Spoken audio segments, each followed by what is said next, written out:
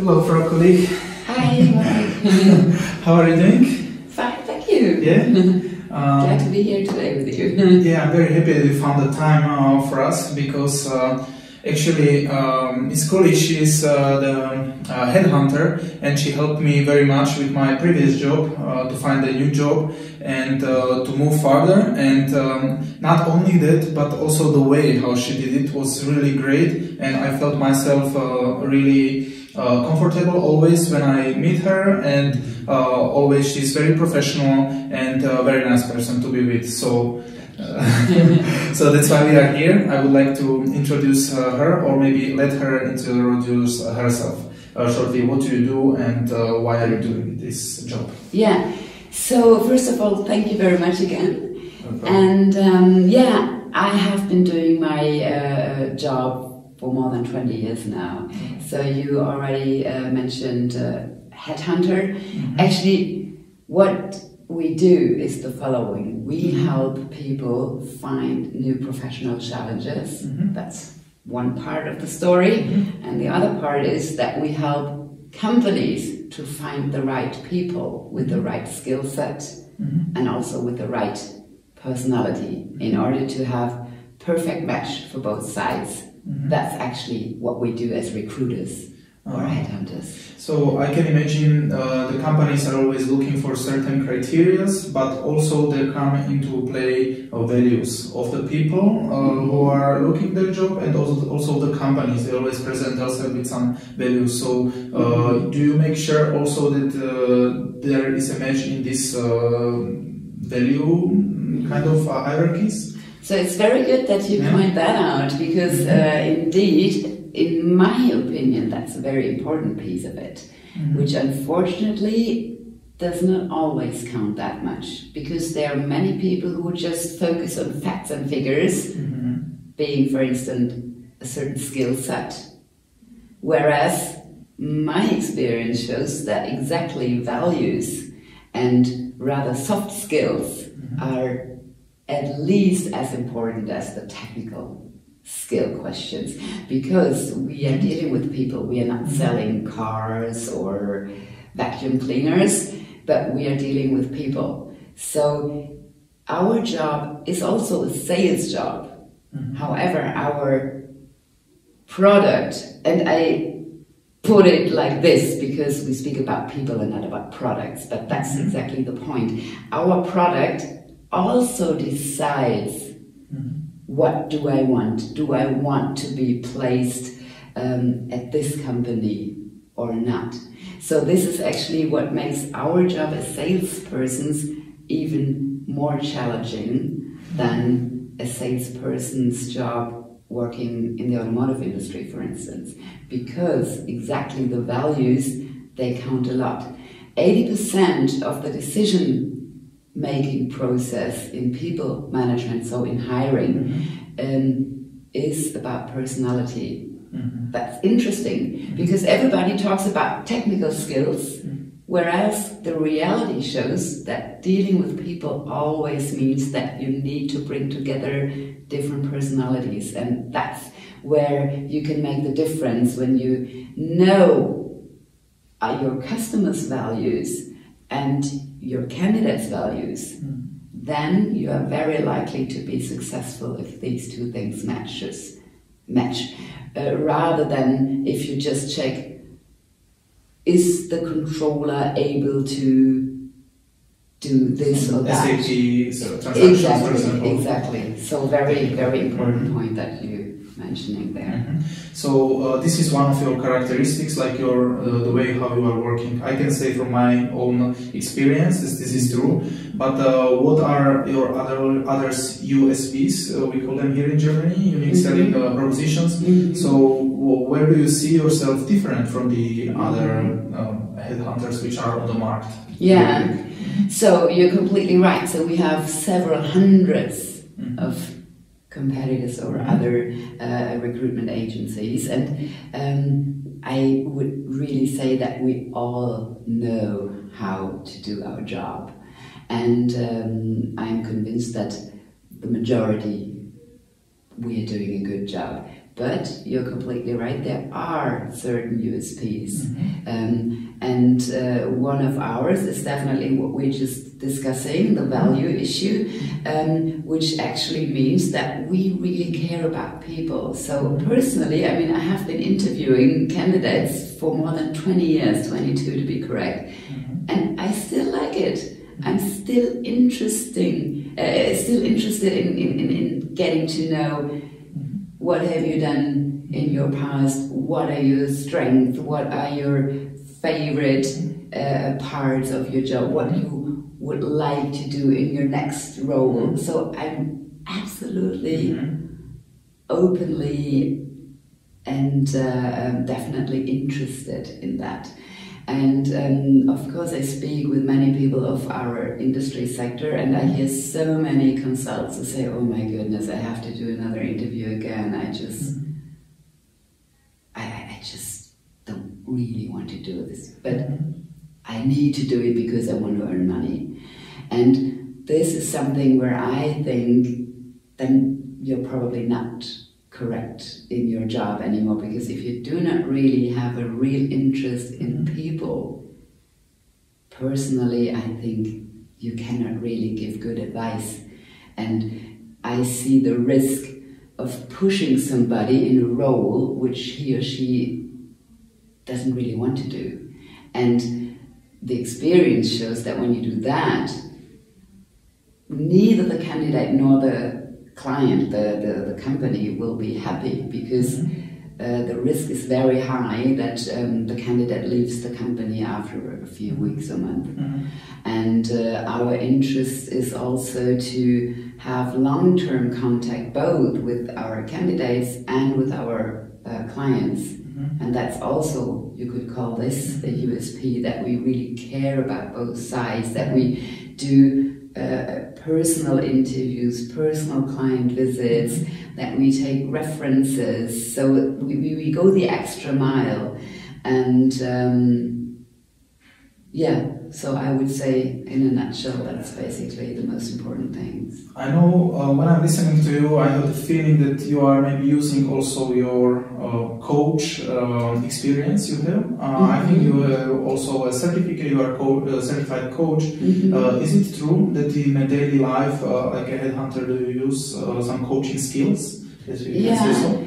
Thank you for that, because this is actually another USP that we have, so thank you.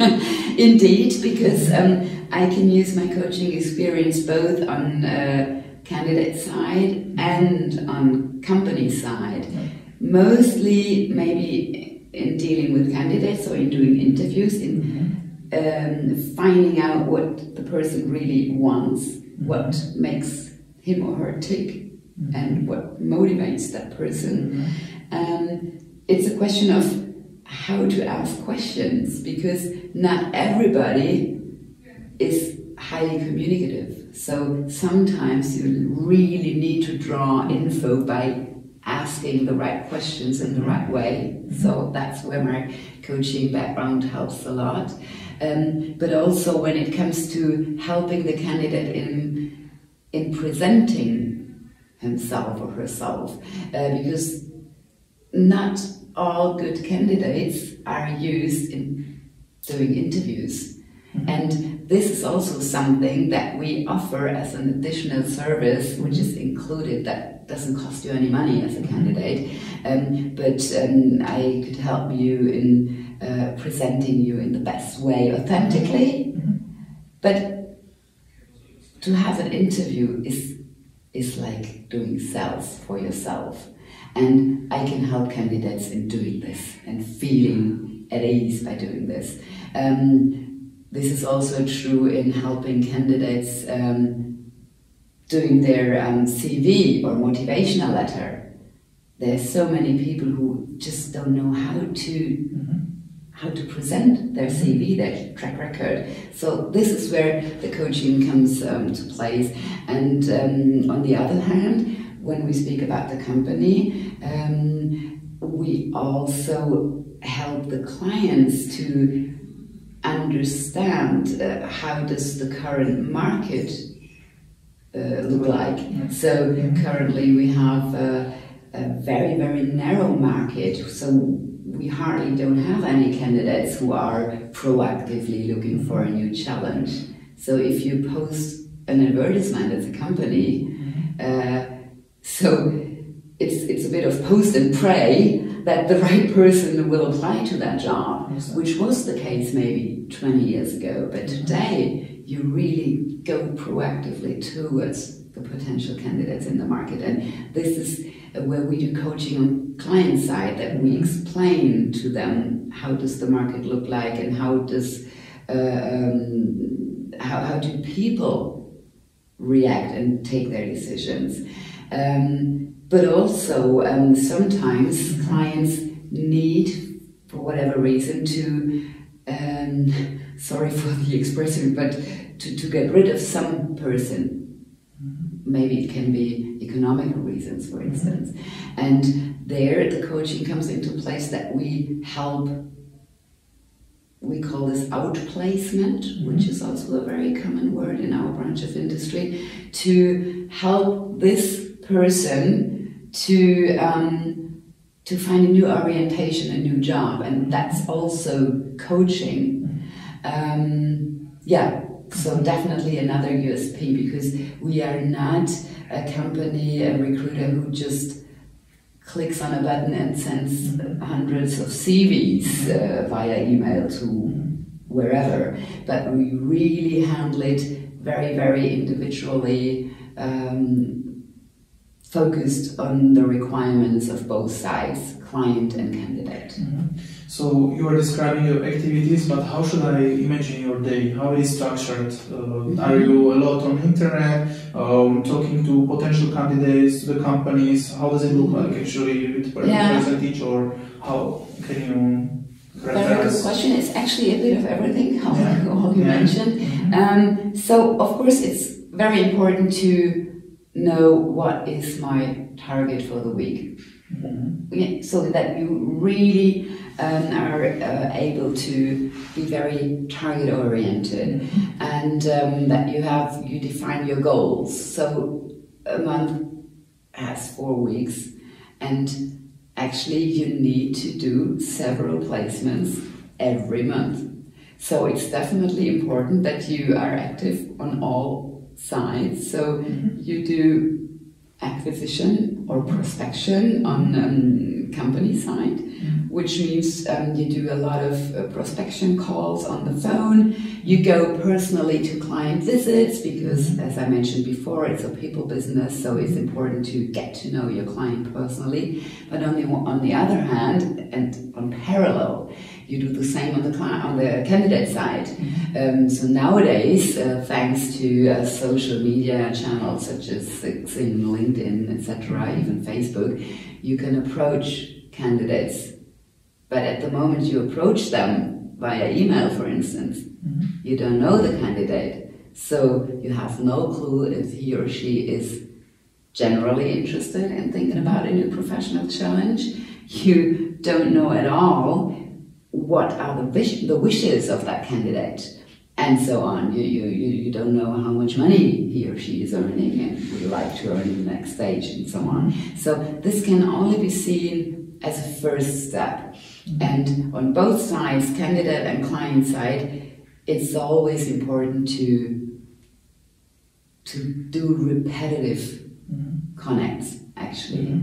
You do personal interview with candidates every day. Then we do the presentation of selected candidates to the specific company for a certain vacancy, for a certain role. For this, we very often go to the client's premises together with the candidates to present them. So that's actually basically a typical day in a consultant's or a headhunter's life. I understand. Yeah. You were talking about the motivation of the client, but what is your motivation in this business? That's a good question.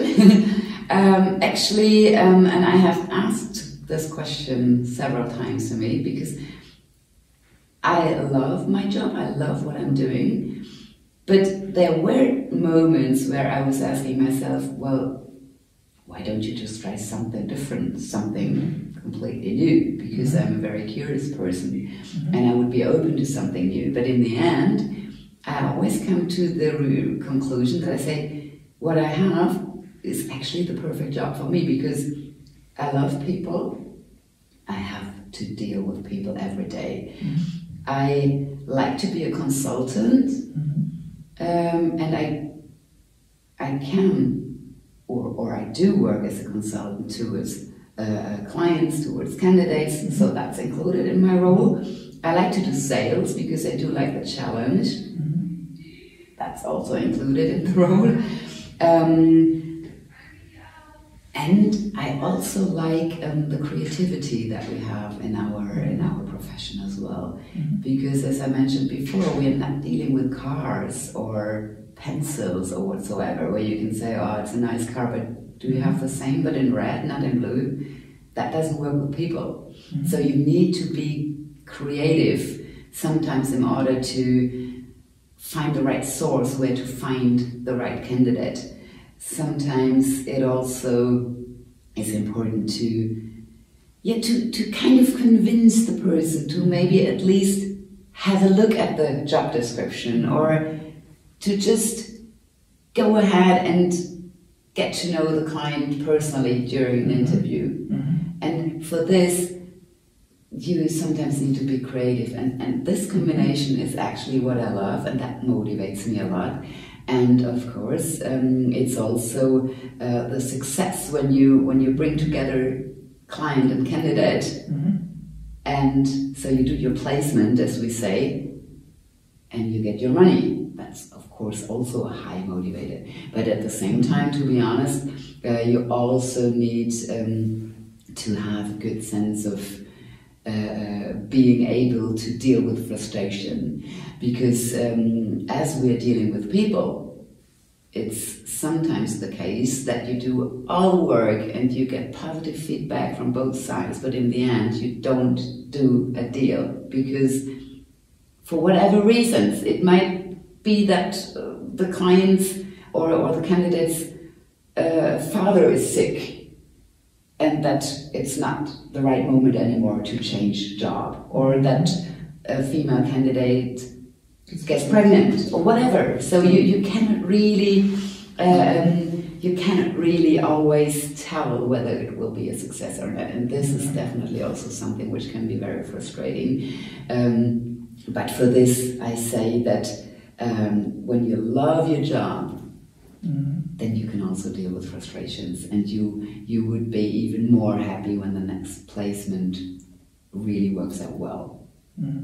How does it feel being on the other position when I'm asking the question and you are the one who is answering? You are used to give the question and get the answers. So what is your feeling about it? Yeah, I like that. And by the way, you're doing a great job. And yeah, but again, that's also because you also are, if I may say so, I suppose that you have a certain degree of curiosity, because this is why you're asking all these questions, and that's true for me too. And I really like the fact of sitting on the other side right now. It's sometimes good just to be asked and not to think about the next question. Yes, absolutely.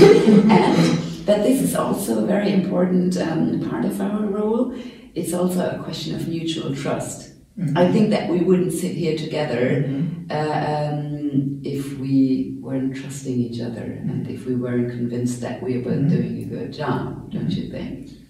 I think so, and with this one I would like to close this interview. Perfect. Thank you very much for our viewers, and I hope that you learned something new about Inessa Kulich. She was here for us, and I'm very happy for this, that we had this opportunity. Thank you very much, Marek. Okay, have a good day.